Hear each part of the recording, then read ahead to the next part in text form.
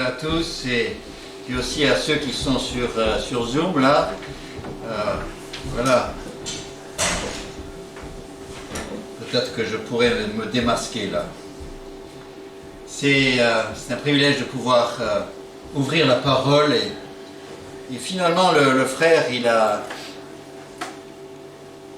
sans qu'on se consulte finalement son thème correspond tout à fait à ce que le Seigneur a mis sur mon cœur, le mot confiance, le mot foi, et puis aussi il a parlé de ce avant-dernier chant là, celui d'être dans une tempête et les flots qui menacent, et justement c'est là le passage que nous prenons dans Matthieu chapitre 8. Donc si vous pouvez suivre dans vos Bibles, Matthieu chapitre 8, et je prends le passage du verset 23 au verset 27.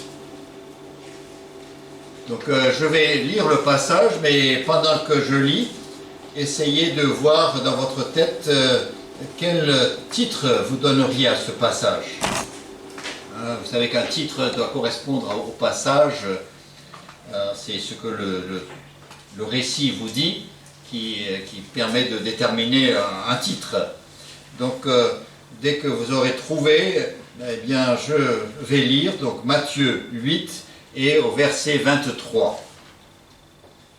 Donc il dit donc c'est Jésus, monta dans la barque et ses disciples le suivirent. Et voici, il s'éleva sur la mer une si grande tempête que la barque était couverte par les flots. Et lui, il dormait. Les disciples s'étant approchés, le réveillèrent et dirent « Seigneur, sauve, nous périssons !» Il leur dit « Pourquoi avez-vous peur, gens de peu de foi ?» Alors il se leva, menaça les vents et la mer, et il y eut un grand calme.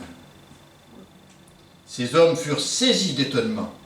« Quel est celui-ci, disaient-ils, à qui obéissent le vent et la mer ?» Les vents et la mer. Vous avez peut-être déjà choisi un titre dans votre tête, donc de ce passage de Matthieu 8. C'est Jésus sur la mer, et donc peut-être que vous avez pensé et dit le tourbillon sur le lac. Voilà, le récit permet de se donner ce titre-là. Vous pourriez aussi dire les disciples dans la tempête. Ou comme le met mon édition de la Bible, là en haut il dit Jésus apaise la tempête. D'autres pourraient dire la grosse frayeur des disciples, parce qu'il s'agit d'une grosse frayeur aussi. Certains iraient peut-être un peu plus loin, dire l'intervention in extremis du Seigneur. En fait, c'est très naturel pour l'homme de ne voir que la tempête ou la mer agitée et puis voir l'anxiété des disciples dans de telles circonstances. C'est toujours ça, lorsque nous passons par des événements comme ça, d'abord c'est les faits, les événements, le trouble, et c'est la première réaction. Et on peut comprendre, c'était une situation où la barque se remplissait d'eau. Donc si on est au milieu de ce lac et la barque est pleine et le vent souffle encore, c'est sûr que ce n'est pas rassurant. Je ne prétends pas réagir mieux que ces disciples dans ces mêmes circonstances, et peut-être que j'ai paniqué pour moins que cela. Mais en réalité, qui est le héros de ce récit, de cet événement ? N'est-ce pas Jésus? Donc si c'est lui le héros, normalement le titre va faire mention du héros. Et Puis ce qui m'étonne aussi dans cette lecture, c'est que quel est le plus gros souci de cet événement, hein? Qu'est-ce qui le préoccupe le plus? Les disciples, eux, ils étaient préoccupés par le tourbillon, les vents, les vagues, l'eau. Mais le focus de Jésus, hein, le regard de Jésus, c'était pas le vent, la mer, lui ça ne le dérangeait pas trop, en fait il dormait. Et la première réaction qui est sortie de sa bouche quand il s'est réveillé, peut-être en voyant leur tête, c'est « Pourquoi avez-vous peur, gens de peu de foi ?» En fait, c'était son premier souci. Ce n'était pas l'eau, ce n'était pas la tempête, ce n'était pas les événements, ce n'était pas la menace. C'était le manque de foi chez les disciples. Et donc, ce qui expliquait leur crainte, leur peur. Et il dit, pourquoi avez-vous peur, gens de peu de foi? Et en fait, c'est là le titre de l'étude de ce matin, c'est pourquoi avez-vous peur?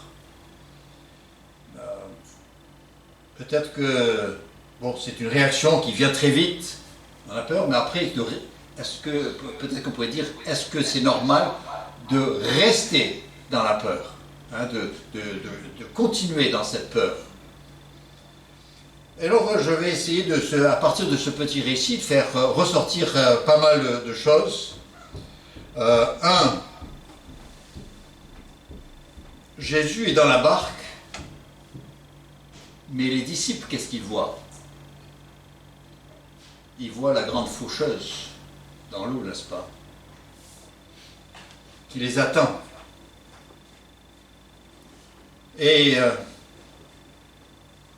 dans les circonstances, au vu des circonstances dans lesquelles ils se trouvent, eh bien, ceux qui ne perçoivent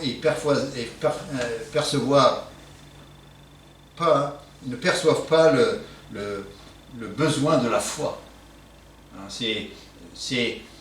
Quand tout va bien, on parle facilement de la foi, n'est-ce pas? Ce matin, on pouvait chanter, on pouvait dire toutes sortes de choses sur la foi, faire confiance. Mais quand on arrive au sein de l'épreuve, est-ce que c'est la chose qui nous vient à l'esprit? Et en fait, eux, tout ce qu'ils avaient à dire, c'est la première chose qui est venue de leur bouche, c'est Seigneur, nous périssons. Et c'est un cri de panique. Et vous savez, pourquoi est-ce seulement à ce moment-là qu'ils font appel au Seigneur? Ils n'ont pas tardé de l'implorer son insistance, parce qu'il était fils de charpentier. Qu'est-ce qu'il en sait, lui, sur la mer? Ils n'avaient pas besoin de le consulter. Ils avaient des pêcheurs aguerris, hein, dans leur barque. Ils avaient des professionnels de la mer, des gens qui connaissaient et la barque et la mer, et toutes les surprises et les caprices que pouvait avoir ce lac. Et ils n'avaient pas besoin. Seigneur, écoute, tu t'assois tranquillement, nous on s'occupe du trajet. Et vous savez, le moment où ils ont commencé à aller mal, c'est au moment de l'embarquement. C'est là où ça a été. Ils se sont trompés. Parce que, vous voyez, Jésus nous dit que Jésus s'est assis à la poupe. La poupe, donc la proue c'est l'avant et la poupe c'est l'arrière. Et vous savez qu'à l'arrière de la barque, eh c'est là où se trouve le gouvernail. Et lui s'est assis près du gouvernail, mais ils ne lui ont pas confié la barre. Hein? Nous, on peut s'occuper. Toi, reste tranquille là. Et alors, comme on ne lui demandait rien, eh bien, c'est pas étonnant qu'il se soit endormi. En lisant l'histoire, ça me fait penser à... Ça fait à peu près un an, quelqu'un invité à aller sur la mer du côté de Toulon, là, sur un voilier. C'était ma première expérience sur un voilier au large. Et le propriétaire là, il discutait avec mon fils, donc j'étais pas dans la conversation. Et ben, avec le soleil de février, avec le clapotis de l'eau, et moi, ben, je me suis endormi. Hein, d'un sommeil doux. Je comprends. Le Seigneur se soit endormi. C'était agréable. Mais les disciples, le problème c'est qu'ils ont décidé de faire la traversée en faisant confiance à eux-mêmes. Donc, mais c'est au moment de la panique, le moment du danger, de tout d'un coup, ils disent « Seigneur, nous périssons ». Et Jésus dit « gens de peu de foi ». Mais vous savez, la foi, ce n'est pas pour les coups durs. La foi, c'est pour tout le trajet. Et parfois, tout d'un coup, on se dit, ben, la foi, ben, quand je passerai par un moment difficile, ben là, je ferai appel à Dieu. Ben, c'est ce qu'ils ont fait. Donc, cette habitude est ancienne chez les humains. Mais en fait, la marche par la foi, c'est dès le début du trajet, dès l'embarquement avec le Seigneur. Et c'est là où on fait confiance, et c'est là où on marche par la foi. Et quand le coup dur arrive, eh bien on est prêt. Et il ne faut pas attendre qu'on ait épuisé toutes nos ressources pour ensuite faire appel à Dieu.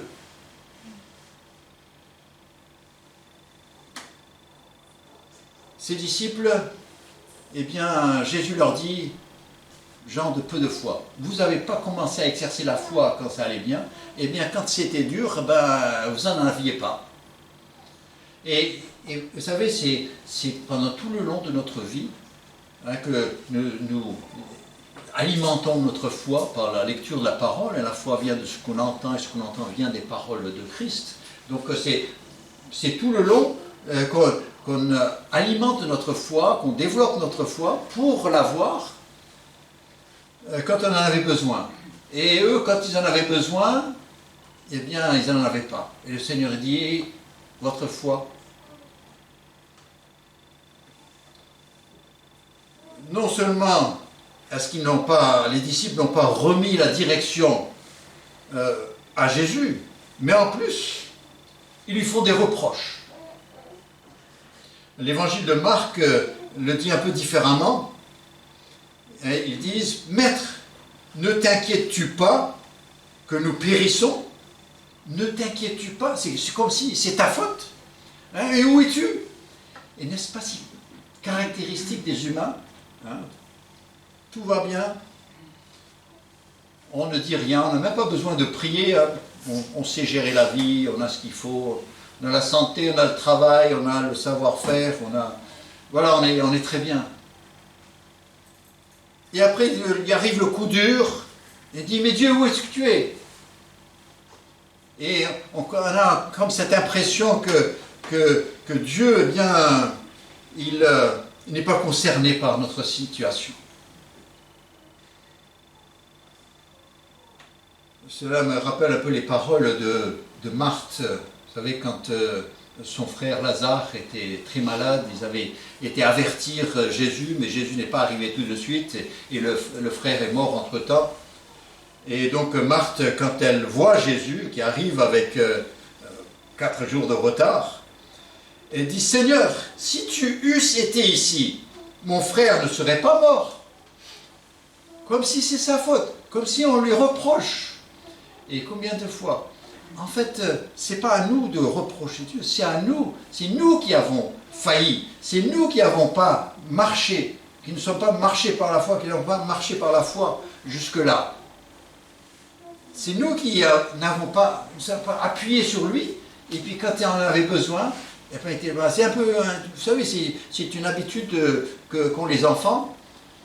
Tant qu'ils courent et tant que tu n'as pas besoin de maman, lâche-moi, laisse-moi. Mais quand ils se font mal, et puis ça, ils voient une goutte de sang, ah maman, maman, maman. Et on fait la même chose avec Dieu. Mais c'est pendant le jeu aussi qu'il faut écouter les conseils de maman. Et puis après, peut-être qu'on n'aura pas à faire appel à elle. Le Seigneur avait paru insouciant de leur sort, quand en réalité, c'était eux qui avaient essayé de faire le trajet sans lui.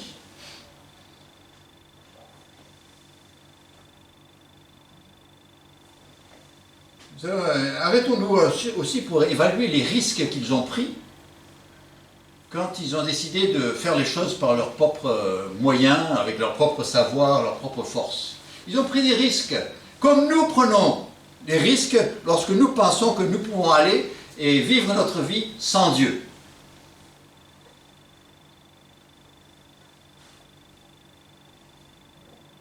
Le scénario le plus simple, bien, ce serait... ils sont épuisés, ils sont trempés jusqu'aux os, la barque est pleine, ils sont sur le point de couler au fond du lac. Voilà, voilà, ça c'est... Voilà. Parce qu'ils n'ont pas fait confiance, voilà où ils en sont.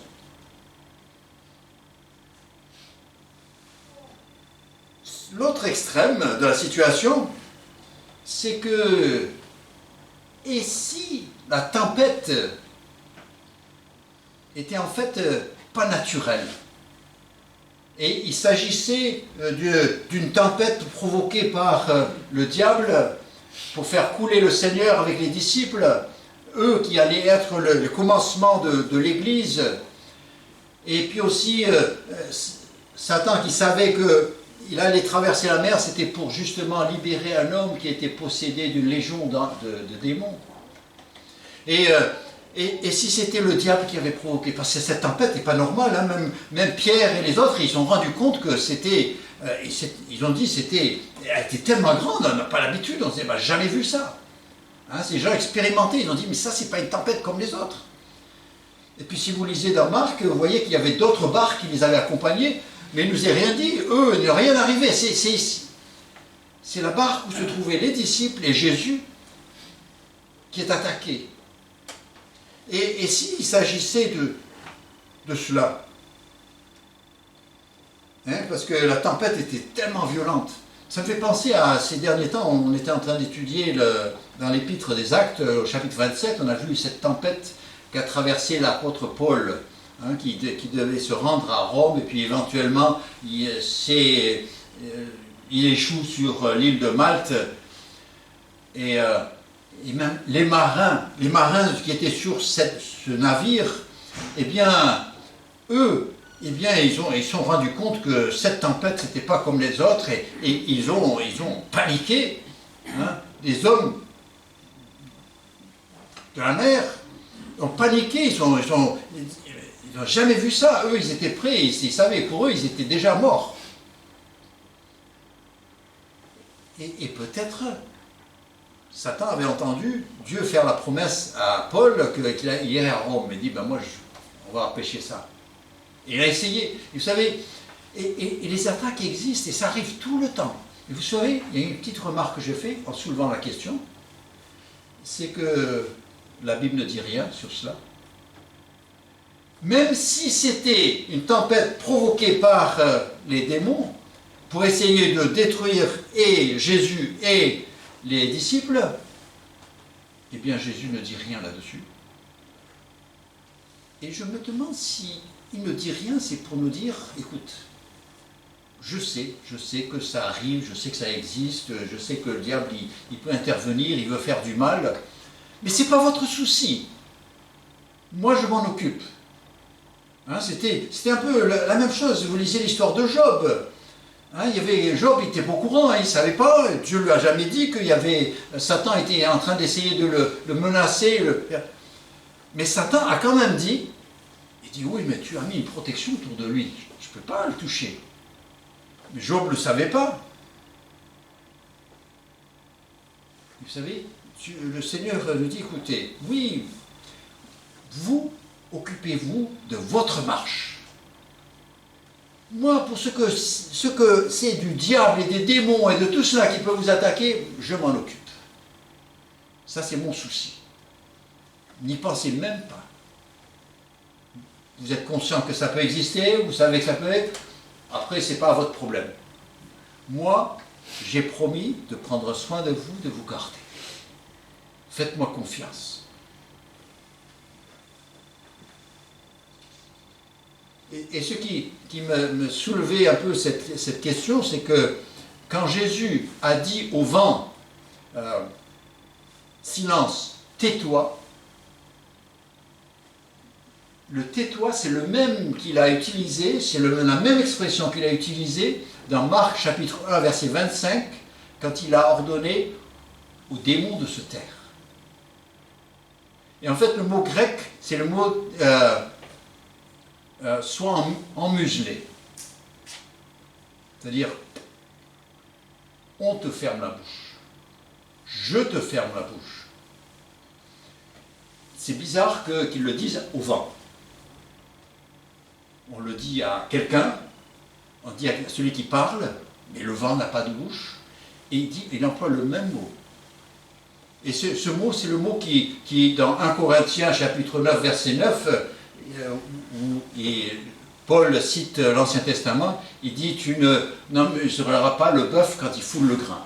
Le mot « emmuseler », c'est ce mot-là. Tais-toi. Et donc, mais vous savez, il dit « C'est moi qui peux le faire taire, c'est moi qui le contrôle, ça c'est pas un souci ». Vous, votre problème, c'est que vous n'avez pas, au moment de l'embarquement, avec moi, vous n'avez pas commencé à faire confiance. Et vous n'avez pas confié la situation.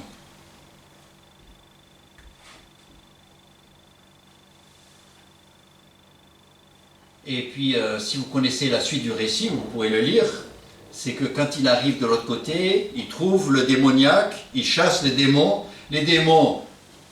possèdent des pourceaux qui font quoi? Qui se jettent et se noient dans la mer.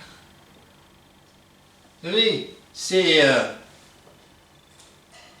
Est-ce que si les démons avaient voulu noyer Jésus, comme on dit en français, c'est les arroseurs qui ont été arrosés. Qu'est-ce que je dis? Je dis, écoute, ce côté-là, cette dimension-là, qui est au-delà de nos capacités, de nos forces, nous n'avons aucun pouvoir sur ni les démons, sur ni autre chose. Tout cela, eh bien, il dit, ne vous en occupez pas. Moi, je m'en occupe. Moi, je règle cela. Que ce soit même pas dans tes pensées. Et il n'en parle pas. Il dit, quand le problème est là, il dit aux disciples, pourquoi avez-vous peur? Et puis il dit au vent, tais-toi. Et c'est le calme total.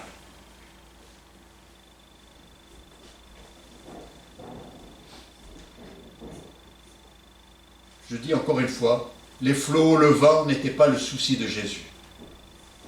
Mais c'est le fait que ses disciples avaient manqué de foi dans cette épreuve qui le préoccupe. Et si nous lisons ce qui s'est passé avant qu'ils prennent la barque, Jésus venait de parler pendant toute une journée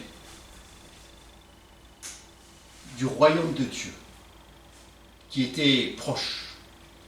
Et dans Matthieu, en fait, vous devez trouver ces paraboles, sont dans le chapitre 13. Dans Marc, dans l'évangile de Marc, ils sont juste avant le récit. Mais c'est là où il parle du royaume de Dieu et il donne toutes ces paraboles pour expliquer ce qu'est le royaume de Dieu. Il dit, le royaume de Dieu est là. Il est proche. Et il leur dit, voilà, il y a tout. Et il en a parlé pendant toute une journée. Et oui, c'est bien Seigneur, Amen, oui. Mais après, ils montent sur la barque et c'est comme s'ils n'avaient jamais rien entendu. Vous savez combien de fois, en tant que chrétiens, des fois nous entendons une prédication et nous disent Amen, c'est extraordinaire, merci Seigneur et tout ça. Et puis la prochaine fois qu'on rencontre une épreuve, eh bien, on n'est pas meilleur, on ne réagit pas mieux que le voisin incroyant. Si il y a l'éducation qu'on peut avoir dans le cerveau, des choses de Dieu qui concernent Dieu, mais Jésus est préoccupé, il dit, mais moi je veux, dans la vie pratique, je veux que mes enseignements soient là, dans la marche, dans les trajets, dans les projets, dans la marche quotidienne. Vous savez, ce qui est extraordinaire, caractéristique de Jésus quand il faisait les guérisons, il guérissait toujours les gens, et quand ils étaient guéris, ben, il marchait. Ou il sautait, ou quelque chose. C'était pas pour dormir, c'était pas pour ne rien faire. Il proclamait, même quand il leur disait de se taire, il disait à tout le monde que c'était Jésus qui les avait. C'était caractéristique, toujours. Et quand Jésus nous sauve, c'est pas pour dire, bon, maintenant tu peux dormir tranquillement, hein, tu as le ciel. Non, c'est pour vivre par la foi.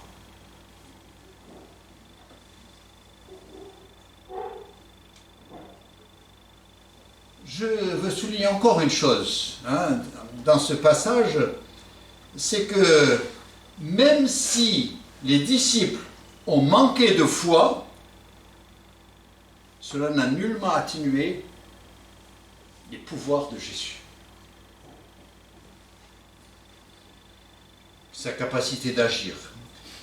Je dis ça, c'est parce que je dis, méfions-nous de ces guérisseurs qui sont là, qui prétendent avoir des pouvoirs de guérir et de faire des miracles extraordinaires, mais il dit c'est à vous d'avoir la foi, parce que si vous n'avez pas la foi, donc la foi c'est pas eux. Ils sont guérisseurs et pourtant, si tu n'as pas la foi, tu ne seras pas guéri. Et eux ils sont clean, hein, comme on dit. Jésus, eh bien c'était pas toujours la foi du malade, et puis je vous pose la question, et les morts qu'il a guéris, qui a eu la foi? Les morts qu'il a ressuscités, c'était la foi de qui les a ressuscités? Vous savez, notre foi n'a aucune influence sur les pouvoirs de la parole de Jésus. Là où notre foi intervient, c'est pour le salut. Sans la foi, il nous est impossible de recevoir le salut de Dieu. C'est par la foi que vous êtes sauvés, par le moyen de la foi. Et cela ne vient pas de vous, c'est le don de Dieu.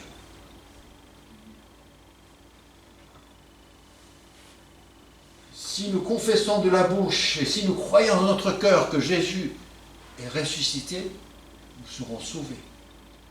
La foi est indispensable pour accéder au salut de Dieu.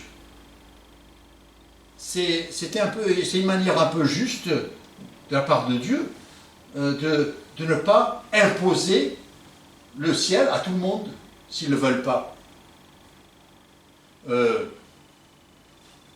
savez, si le cœur n'est pas changé, si les désirs ne sont pas changés, si on a toujours les mêmes désirs vers le mal qu'on aurait sur terre, et puis on se retrouve au ciel, on serait malheureux, n'est-ce pas? C'est que ce n'est que ceux qui ont la pensée de Dieu, qui cherchent la gloire de Dieu, qui seront heureux dans le ciel. Dieu ne va pas imposer, hein, c'est un poisson, on dit heureux comme un poisson dans l'eau, parce que c'est son milieu. Mais vous prenez un autre animal terrestre et vous le mettez dans l'eau, il n'est pas heureux. Ce n'est pas son milieu. Et donc, pour ce qui est de la puissance de la parole de Dieu, eh bien, même si l'homme est incrédule, Dieu peut faire ce qu'il a à faire, heureusement pour nous, parce que l'incrédulité règne de nos jours. Mais ça n'empêche pas Dieu d'agir et d'accomplir sa promesse. Heureusement pour nous. Le seul moment où mon incrédulité peut influer sur moi, c'est pour ce qui est du salut, de ce qui est d'avoir nos péchés pardonnés. Il est nécessaire que j'ai confiance en le fait que Jésus-Christ, quand il est mort sur la croix, c'était pour expier mes péchés, mon péché. C'était le plan de Dieu. que je le comprenne ou pas, que je comprenne comment ça se passe, et le mécanisme, et surtout qu'avec un décalage de 2000 ans, comment est-ce que ça peut toujours fonctionner? Écoutez, si ça marche, ça marche. Soyons pragmatiques. Si ça sauve, eh bien, même si je ne comprends pas pourquoi et comment, eh bien, je prends. Hein.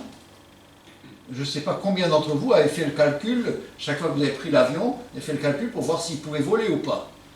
Il peut comprendre pourquoi il vole, hein, c'est lourd. Et ou pourquoi un bateau de centaines de tonnes flotte dans l'eau. Hein, cet acier qui flotte. Pourquoi? Quel est le principe? Pourquoi? Non, on le prend, ça marche. C'est tout ce qu'il me faut. Hein, la voiture que vous avez achetée, vous croyez que vous savez comment ça fonctionne? Il y en a quelques-uns qui le savent, mais la plupart non. Hein. Il suffit de voir leur tête là quand ils sont en panne, et puis ils lèvent le capot et ils regardent dedans. Puis c'est comme une vache qui regarde la TGV. Hein. Mais le Seigneur me dit, écoute, je te dis, fais-moi confiance. C'était le plan de Dieu, que Jésus vienne, qu'il meure sur la croix, que son sang coule en expiation pour les péchés. Et maintenant il dit, c'est à celui qui demande. Et le premier qui a demandé, c'était qui? Ah ben, c'était le larron, le gars qui était condamné à mort. Et bien c'est lui qui dit, Jésus, souviens-toi de moi quand tu rentres dans ton règne. Il a dit, aujourd'hui tu seras avec moi. C'était aussi rapide que ça, mais il fallait dire. Il fallait inviter. L'autre, il n'a rien eu. Pourtant, il était aussi grand pécheur. Les deux étaient aussi grands pécheurs, l'un que l'autre. Mais il y en a un qui a dit, Jésus, pense à moi, je suis coupable.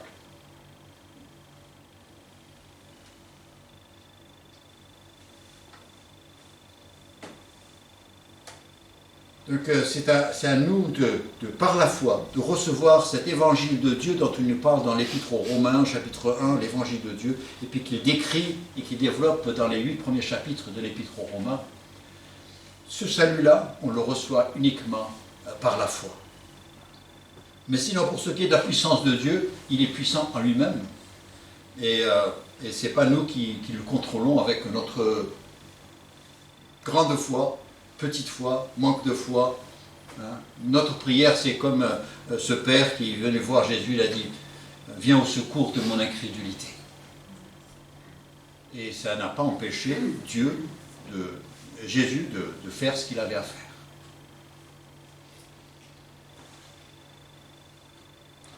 Une autre chose que je remarque dans ce passage, c'est que les disciples ont eu peur 2 fois en fait. On vient de parler de la première fois qu'ils ont eu peur.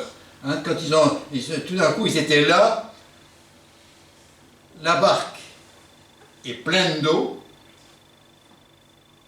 Vous savez, quand vous avez de l'eau dans la barque, vous êtes dans la barque est dans la mer, et l'eau dans la barque est aussi jusqu'au bord, au même niveau que l'eau à l'extérieur, eh bien, il y a de quoi avoir peur. Et ils ont dit, Père, nous périssons. Et quand quelqu'un qui est habitué à la mer, il décide, il dit, là c'est terminé. Voilà, plus rien. Il dit, Jésus, on te réveille, mais c'est parce que bon, c'est parti. Mais la seconde fois, il nous dit dans l'étonnement, hein, il dit au verset 27, ces hommes furent saisis d'étonnement. Quel est celui-ci, disait-il, à qui obéissent même le vent et la mer? Tout d'un coup, peut-être que, j'espère que non, ils sont tous, d'un coup, quand il a fait tout d'un coup, tous sont passés du même côté de la barque, je ne sais pas, j'espère que non, hein, parce que c'est dangereux sur une barque. Mais tout d'un coup, c'est qui? Vous n'avez jamais vu ça. Qui peut donner des ordres à la mer et au vent?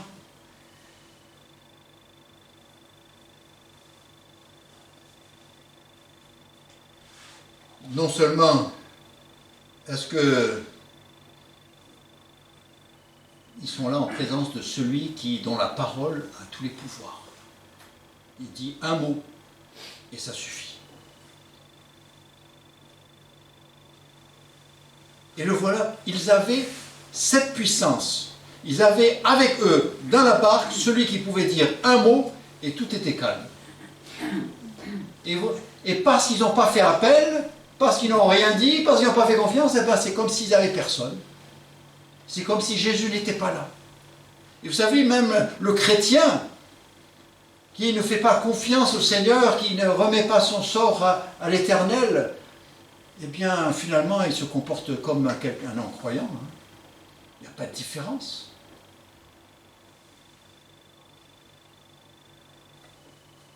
Et tant qu'ils n'ont pas fait appel à lui, ben c'est comme s'il n'était pas là, comme s'il était absent. Et pourtant, toute cette puissance, imaginez toutes les peines qu'ils auraient pu éviter. Et combien de fois, il y a combien de choses que nous souffrons en tant que chrétiens dans notre vie, et c'est pas parce que Dieu a voulu, c'est parce que nous n'avons pas fait confiance, parce qu'on a voulu faire à notre tête, parce qu'on croyait qu'on était plus fort, parce qu'on croyait qu'on savait, là, le Seigneur ne t'occupe pas, moi je peux m'occuper de ça. Et combien de coups inutiles, combien de peines inutiles nous supportons parce que nous n'avons pas même exercé le peu de foi.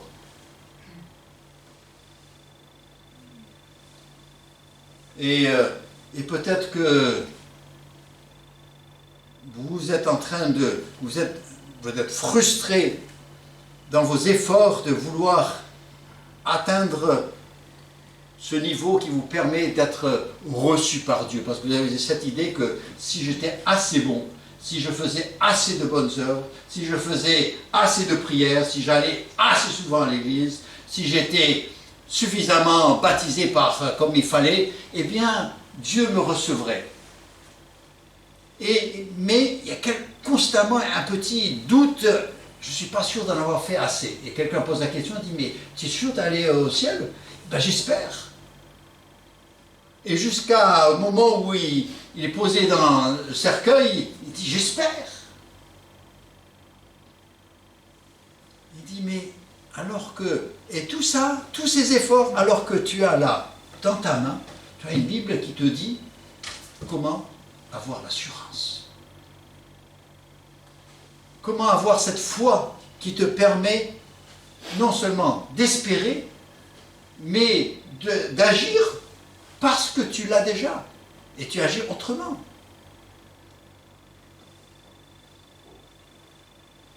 La vie chrétienne, je la vis non pas pour gagner le ciel, mais parce que le ciel m'a déjà été promis.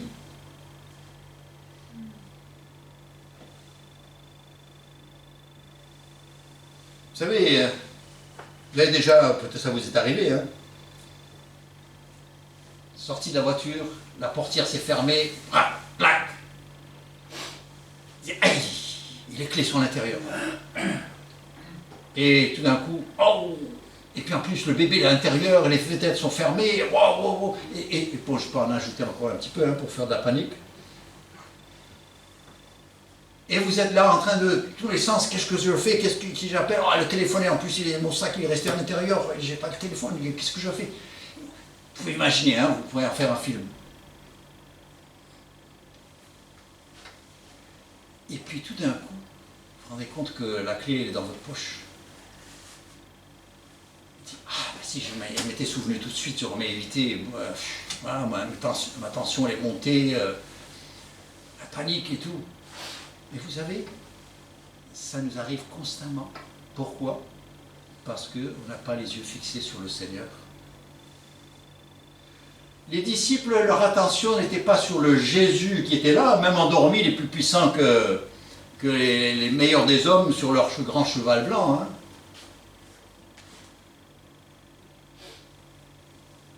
Parce que leur attention était sur le vent, les flots, l'eau qui entrait dans la barque, eh bien ils étaient dans la panique.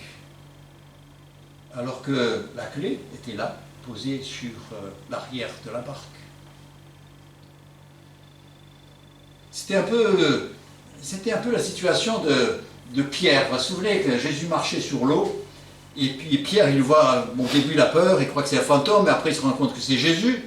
Alors il dit, mais dis-moi de venir vers toi. Jésus dit, viens. Et il a les yeux fixés sur Jésus, et il va, il sort, il commence à marcher sur l'eau. Et ça se passe très bien. Je ne veux pas être trop dur avec Pierre, mais je sais qu'à sa place, j'aurais su dit, ben, j'espère que les disciples, ils me voient, hein, que je suis en train de marcher sur l'eau. Hein. Et puis, glou glou. Tant qu'il avait les yeux sur le Seigneur, il marchait sur l'eau. Il nous dit qu'il a détourné les regards et il a commencé à voir le vent et les vagues, et je ne veux pas faire de jeu de mots, mais il commençait à couler comme une pierre. La différence, c'était pas l'eau, c'était pas le vent, c'était pas les vagues, c'était où était son regard. Si les yeux étaient, c'est des yeux de confiance, où il faisait confiance à l'ordre que Jésus lui avait donné. Jésus lui a dit viens. Et Jésus, quand il dit viens, eh bien dans le viens, il y a le pouvoir de venir. En fait, la grande question, c'est qu'est-ce qu'il veut de moi? Et puis je lui fais confiance. Peu importe les événements et ce qui se passe autour de nous.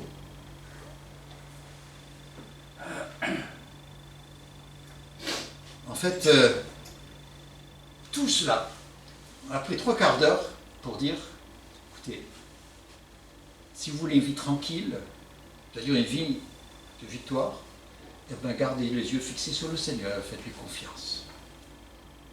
Et vous n'entendrez pas de sa part, pourquoi avez-vous peur, gens de peu de foi? C'est là le secret. Et cette fois, eh bien, c'est d'où l'importance. Bon, pour celui qui n'a pas encore reçu le Seigneur, la première chose, c'est de faire cet acte de foi, de dire Seigneur, je crois que tu es mort sur la croix pour mes péchés, puisque tu l'as dit. Et puis, il y a plein de personnes qui rendent témoignage de ce que ça marche réellement. Donc, je te fais confiance, je crois que tu es mort sur la croix pour mes péchés, et qu'en te faisant cette confiance, eh bien, tous mes péchés sont effacés, je suis en règle avec toi, il n'y a plus rien entre toi et moi, il n'y a aucune raison pour que je ne sois pas appelé ton enfant, et je veux vivre pour toi. Et il nous dit dans l'Hébreu, ayant les regards fixés sur Jésus, l'auteur et le consommateur de notre foi.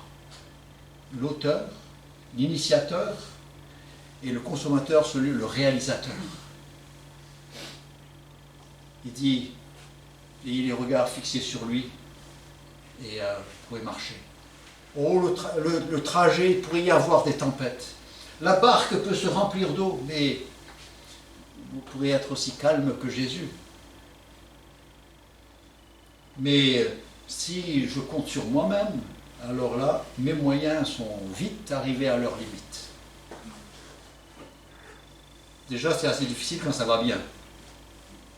Et quand les choses sont dures, alors là, et puis vous savez, quand les choses sont dures, c'est là où tous ces amis qui rigolaient avec vous, ben, tout d'un coup, ils disparaissent. Ils s'évaporent comme une vapeur. Et nous aussi, on a nos soucis. Et puis vous vous retrouvez seul. Et combien de personnes sont en train de vivre ça de nos jours? On est en train de passer en tant que nation un moment difficile. Et pour certains, ben, ils ne voient pas, il n'y a rien à espérer. Ils ne voient pas trop loin. Et ce n'est pas parce qu'ils sont faibles qu'ils désespèrent, c'est parce qu'ils ne voient rien et il n'y a personne à qui mettre confiance. Et tout le monde disparaît.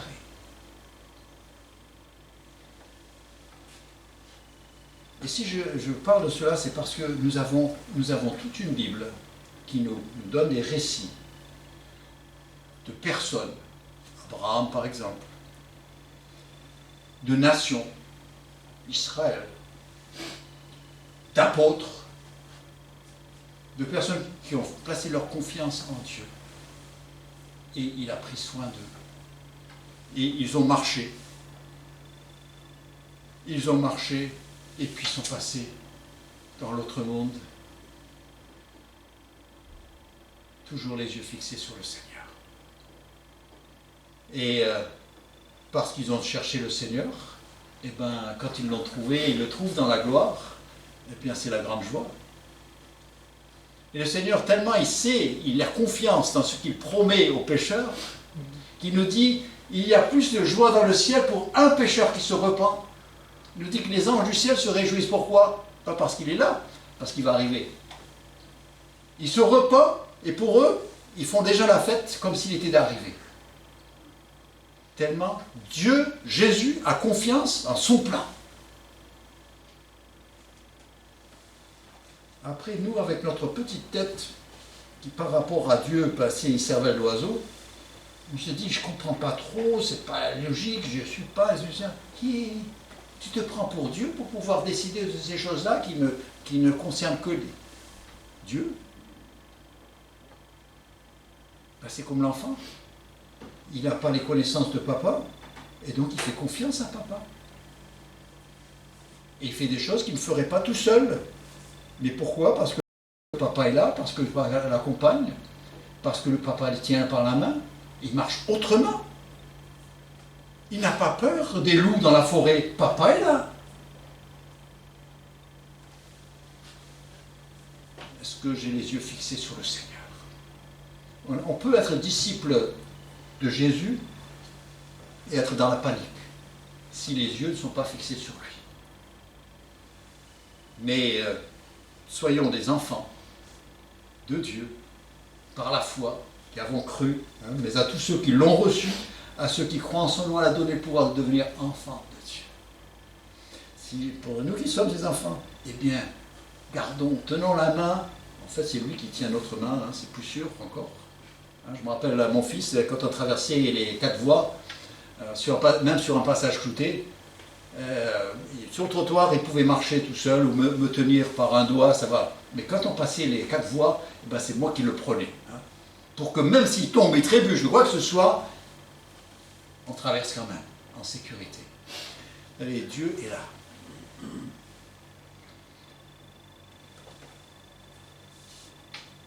Pourquoi avez-vous peur, gens de peu de foi? Il dit, à l'embarquement, faites confiance et continuez ainsi. Là, on priait. Père Céleste, nous te remercions encore une fois parce que tu nous donnes des récits que nous pouvons comprendre. C'est un récit qui est aussi presque une allégorie pour nous, qui est un exemple. Hein, nous pouvons nous identifier à cela, et même aux disciples. Et Seigneur, en fait, nous ne sommes pas en mesure de les critiquer, parce que nous ne sommes pas meilleurs qu'eux. Mais Seigneur, si tu les as mis là, ce n'est pas pour que nous ayons une mauvaise image des disciples, mais c'est pour que nous puissions nous voir nous-mêmes. Ces récits sont un miroir qui nous reflète. Et c'est à nous d'être avertis. Et Seigneur, déjà chez les hommes, ici en France, on dit un homme averti en vaut deux. Toi, tu nous as avertis. Et cela suffit. Et Père, aide-nous. Pardonne-nous pour les manquements, pour les moments où nous avons voulu aller tout seuls de l'avant. Et puis ensuite, nous t'avons accusé de négligence, de nous avoir abandonnés, de ne pas être là. Seigneur, donne-nous de venir à toi, pas lorsque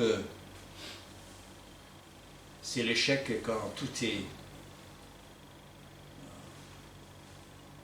pas d'issue, mais c'est de venir à toi dès le début et de marcher avec toi et marcher selon tes voies. Et que nous puissions être connus comme Abraham, comme des personnes de foi. Père, je te prie aussi que s'il y a quelqu'un parmi nous qui écoute, que ce soit directement, que ce soit par l'enregistrement, Seigneur, et qui ne te connaît pas, eh bien, que par la foi, une foi toute simple, une foi toute petite, eh bien qu'il se tourne vers toi, dise, Seigneur Jésus, je crois que tu es mort sur la croix pour mes péchés. Pardonne mon péché. Reçois-moi, je veux te suivre et avoir la vie éternelle. Prière courte, mais qui déclenche le ciel. Père, c'est au nom de Jésus-Christ que nous prions. Amen.